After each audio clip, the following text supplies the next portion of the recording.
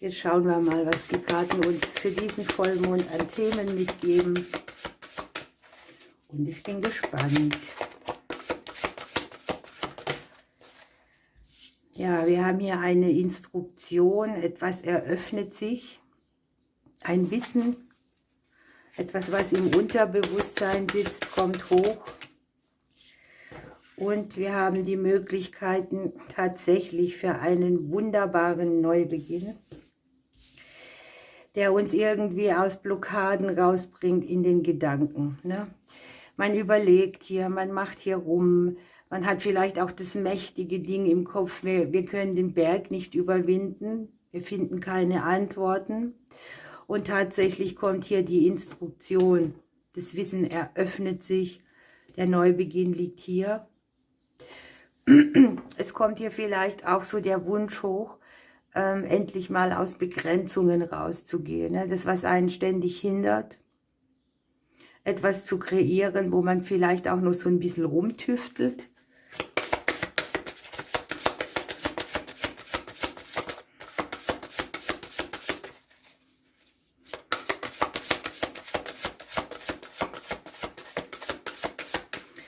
Hier kann sogar etwas noch Tieferes drin stecken, wenn ich gerade noch mal so drauf gucke. Und zwar etwas, was ihr schon von Kindertagen auskennt, was man so gelernt hat über das, mach das lieber nicht, das wird eh nichts, traust du dir das zu? Also all dieses, wo man vermeidet, etwas zu kreieren, weil man ausgebremst wird. Und es passt hier sehr gut, denn wir haben im Unterbewusstsein die Öffentlichkeit drin. Es geht also darum, dass man vielleicht Angst hat, etwas von sich zu zeigen, dass man befürchtet, dass etwas bewertet wird, dass man sich nicht ganz traut, alles rauszuholen, aber hier wird es an die Oberfläche geschleudert sozusagen.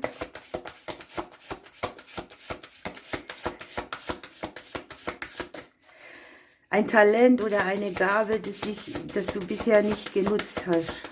Etwas von dir, was dich vielleicht auch verletzlich macht oder wo du sagst, ich halte das zurück. Ich habe Angst vor der Bewertung oder vor der Korrektur. Das machen ja auch gern viele, ne? Das hast du jetzt aber nicht richtig gemacht oder das hätte ich so gemacht und. Es gibt ja so vieles, was man in diesem Thema auch schon erfahren hat oder zu diesem Thema.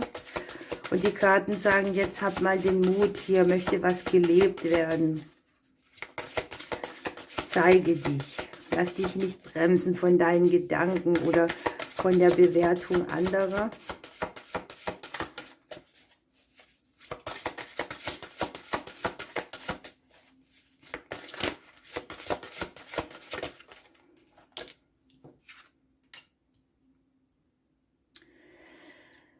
Es kann hier sein, dass ihr über eine Sache euch austauscht, die ihr in der Vergangenheit schon angestrebt habt. Ne? Das kann ja auch sein, dass man aufgehört hat, irgendwas zu sagen, dass man schlecht damit umgehen kann, wenn andere ihren Senf dazu abgeben, was man selber so möchte, aber dann letzten Endes gar keine Argumente haben. Hier geht es auch darum, dass man den anderen mal so sein lässt, wie es ist, wie er macht. Das sind die Erfahrungen, die ein anderer macht, nicht die man ständig bewerten müsste. Es kann auch sein, dass wir hier über ein Gespräch nachdenken, einen Kontakt in der Vergangenheit, der eher hinderlich gewirkt hat. Und das ist genau das, was ich immer denke. Menschen neigen dazu, zu allem was zu sagen, alles zu bewerten. Und am Ende kann das für jemand anderes so hindernd sein, weil jemand mal seine Keule geschwungen hat. Hier haben wir die Kindheit dabei. Das zieht sich dann ja aber meistens auch sofort. Wenn dir nie was zugetraut wurde, wenn du alles, was du mal beginnen wolltest, erkämpfen musstest. Das sind kleine Dinge, aber die sitzen eben und die arbeiten sich so mit. Das Schöne ist, dass wir hier die Sterne haben. Die Sache löst sich. Ihr seht hier meine Tasse, sorry. Die Sache löst sich und etwas kommt in Fahrt, bringt Klärung. Hier darf man auch wieder nach den Sternen greifen. Wir haben vielleicht auch die sternenklare Nacht. Das sind wieder Visionen. Ein bisschen Glück auch, Wunscherfüllung, Möglichkeiten zur Wunscherfüllung, gute Nachrichten.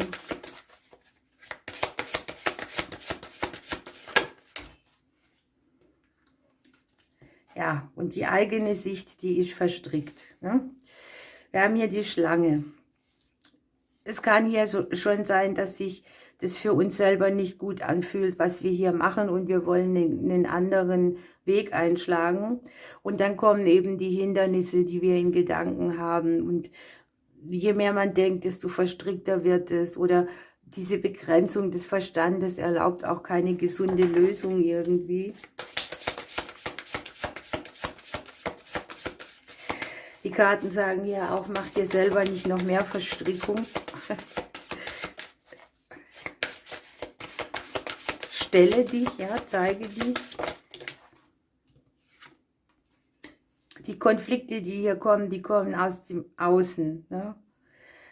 Das sind Verwundungen, das sind Schnitte, das sind schnelle Vorgänge, das sind plötzliche Ereignisse, die dann wieder hindernd gewirkt haben. Und man darf hier auch dem Umfeld hier mal zeigen, so nicht mit mir, oder hier ist die gute Grenze.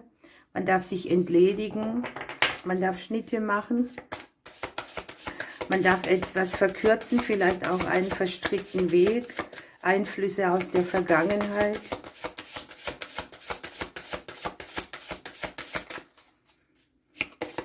Hier möchte auch etwas genesen. Ne? Diese Schlange hat immer den Genesungsfaktor auch drin.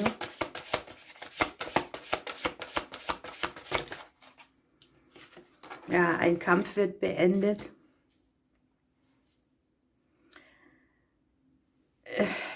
Es kann auch sein, dass man genau bei diesem Kampf einen Schnitt macht, um mehr Harmonie für sich zu empfinden, um Familienthemen oder auch Themen, die hier als Verstrickung liegen. Es ist ja nun mal auch immer unsere Aufgabe, uns da rauszuarbeiten.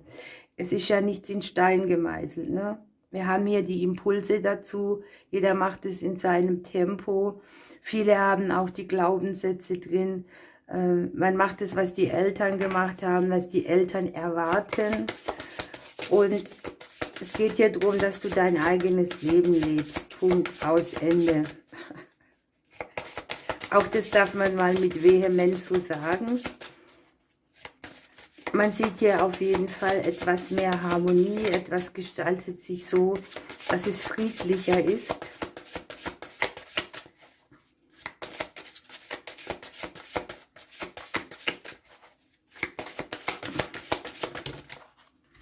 Wir haben hier 2 gekriegt. Ja, den Schlüssel und das Schiff als Endposition. Ne? Wir haben das Weiterkommen, unsere Sehnsüchte, die neuen Türen, die wir uns öffnen. Wir haben auf längere Zeit eine fließende Energie, die Möglichkeit, einen Erfolg zu kriegen, nicht auf altbewährtes zu bauen, sondern sich tatsächlich eine neue Tür zu öffnen, die dann auch mehr dem entspricht, was wir uns für unser Leben vorstellen. Die Dinge stehen unter einem guten Stern und der Prozess ist fortlaufend. Da kann man auch wirklich überwinden, zu was man schon lange Distanz aufgenommen hat. Das schicksalshafte Entscheiden, die schicksalshaften Wege, guckt euch mal an, 22,2. Hier stellt man Weichen. Hier ist man diplomatisch, man befreit sich von Altlasten, man hat so ein bisschen Erfindergeist, wie man hier drüber kommt. Aber das ist wirklich sehr produktiv, auch mit ein bisschen Glück gesegnet und mit der Möglichkeiten vielen. So, schauen wir mal noch ein bisschen tiefer, was hier mitschwingt. Was darf ich noch weitergeben für die Vollmondphase?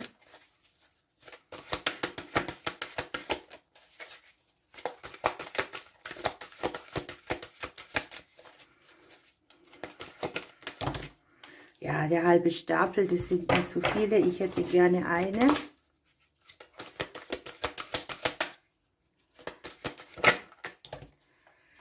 Hier hat sich eine umgedreht. Hier haben wir die wachende Eiche, die uns ein bisschen Schutz bietet auf unserem Weg. Mit der Eiche verbinde ich auch immer die Erde, die Wurzeln, dieses feste, standhafte. Ja, und die Eiche gibt uns einfach mit, dass wir keine Befürchtungen haben brauchen, dass wir geschützt sind auf unserem Weg, dass wir alles schaffen und durchstehen können, weil wir gut verwurzelt sind. Gleichzeitig auch ein Tipp, ne? Gucken, dass man schön geerdet und verwurzelt ist, dass man standhaft ist, dass man weitermacht, dass man sich nicht klein kriegen lässt, dass man selber seine Macht und Autorität auch annimmt. Hier liegt ein großer Prozess, der Klarheit und Weisheit bringt. Und man darf sich hier auch schützen, ne? Vor dem Einfluss von außen oder vor anderen. Und man darf behüten, das, was einem selbst wichtig ist. Wow. Wunderbar, ihr Lieben. Ihr könnt jetzt noch dranbleiben für eine kleine Botschaft zu Ostern oder zum Vollmond. Den anderen wünsche ich eine wunderschöne Osterzeit. Ich drücke euch. Bis bald. So, hier bin ich wieder. Ihr habt hier die zwei kleinen Engel. Der hier liegt. Der hier streckt seine Beine in den Himmel. Hier sind zwei. Dann nehmen wir hier auch mal eine noch.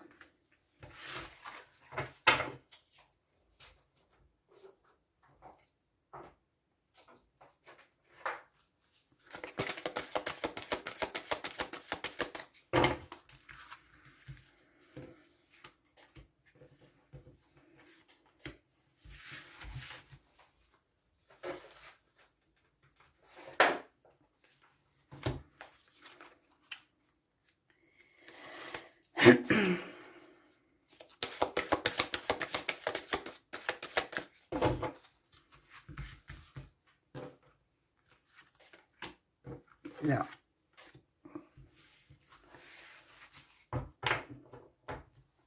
Dabei belassen wir es mal. Ich lege es schöner hin, weil es mich stört.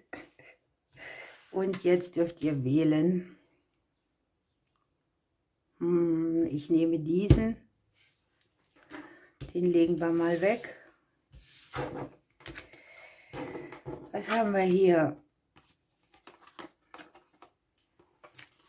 Das Kehlchakra. Hier geht es um die Sprache, um den Ausdruck, um die Wahrheit, um das Sprechen, um das Aussprechen, Ausdrücken.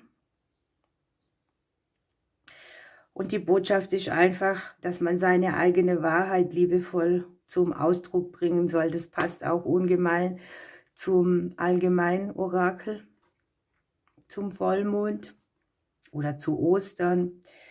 Und hier darf man seine Ängste wegstaubsaugen. Könnte man mental ja mal machen, ne? In der Vorstellung.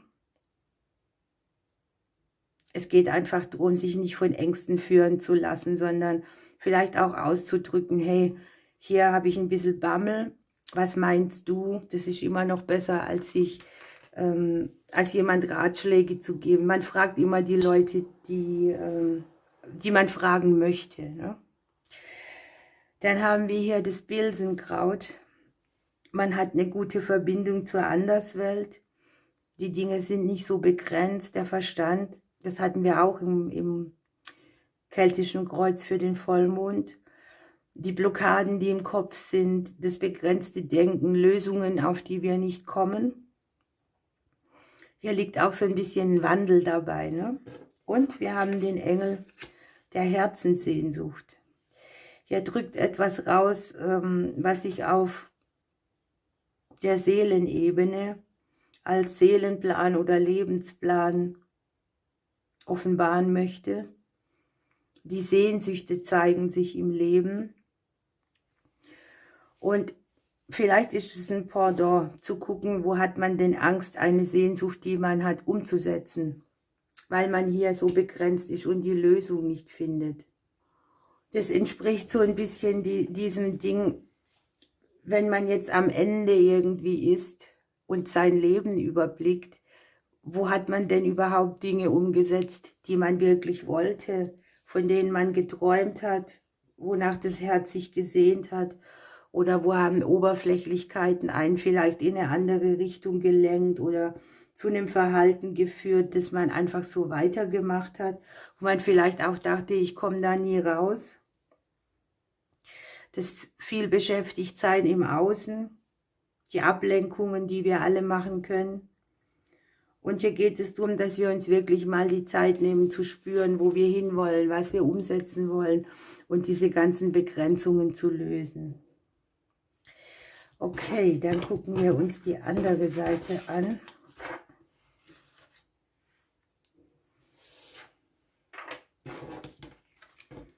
Was habt ihr hier Schönes? Das Krafttier. Ihr könnt vielleicht ja auch mal bewusst gucken, welches Tier euch hier begegnet in den nächsten Tagen. Vielleicht habt ihr schon eins und möchtet mal Kontakt aufnehmen. Das Beschütztsein vom Tierführer liegt hier mit dabei. Und wir haben die hohe emotionale Sensitivität, die uns ja manchmal vielleicht auch ein bisschen nervt, weil wir viele Dinge, die andere aushalten oder erleben, nicht gleich empfinden.